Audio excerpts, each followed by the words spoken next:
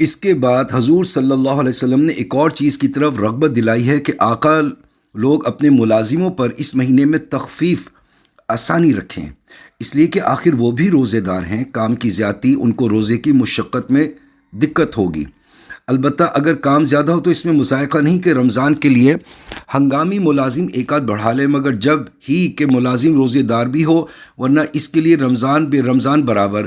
اور اس ظلم اور بے غیرتی کا تو ذکر ہی کیا کہ خود روزہ خور ہو، بے حیا منہ سے روزے دار ملازموں سے کام لے، اور نماز روزے کی وجہ سے اگر تعمیل میں کچھ تساہل ہو تو برسنے لگے۔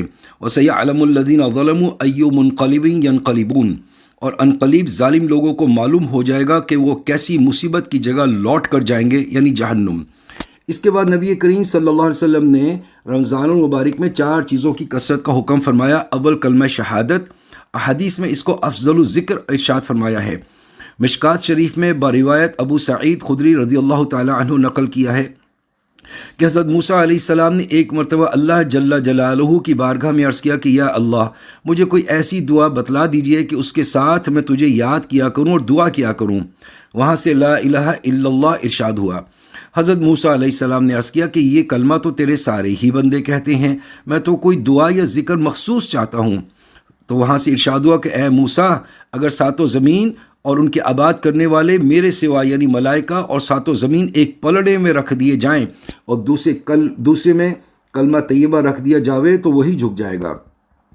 ایک حدیث میں وارد ہوا ہے کہ جو شخص اخلاص سے اس کلمے کو کہے، آسمان کی طرف اس کے لیے دروازے کھل جاتے ہیں اور عرش تک پہنچنے میں اسے کسی قسم کی روک نہیں ہوتی، بشرطے کہ کہنے والا کبائر سے بچے۔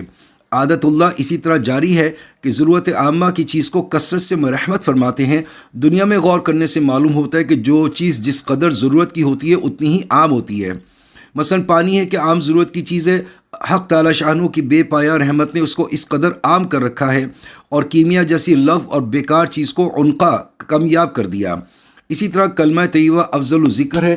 متعدد احادیث سے اس کی تمام اذکار پر فضیلت معلوم ہوتی ہے، اس کو سب سے عام رکھا ہے اور کوئی محروم نہ رہے۔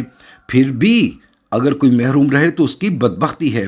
بالجملہ بہت سی احادیث اس کی فضیلت میں وارد ہوئی ہیں جن کو اختصاراً ترک کیا جاتا ہے۔ دوسری چیز جس کی کثرت کرنے کو حدیث بالا میں ارشاد فرمایا ہے وہ ہے استغفار۔ احادیث میں استغفار کی بھی بہت فضیلت وارد ہوئی ہے۔ ایک حدیث میں وارد ہوا ہے کہ جو شخص استغفار کی کثرت رکھتا ہو، حق تعالی شانہ ہر تنگی سے اس کے لیے راستہ نکال دیتے ہیں اور ہر غم سے اسے خلاصی فرماتے ہیں، اس طرح روزی پہنچاتے ہیں کہ اس کو گمان بھی نہیں ہوتا۔ ایک حدیث میں آیا کہ آدمی گناہ گار تو ہوتا ہی ہے، بہترین گناہ گار وہ ہے جو توبہ کرتا رہے۔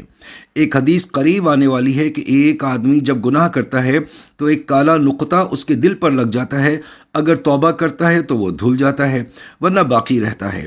اس کے بعد حضور صلی اللہ علیہ وسلم نے 2 چیزوں کے مانگنے کا امر فرمایا جن کے بغیر چارہ ہی نہیں، جنت کا حصول اور دوزخ سے امن۔ اللہ اپنے فضل سے مجھے بھی مرحمت فرمائے اور تمہیں بھی۔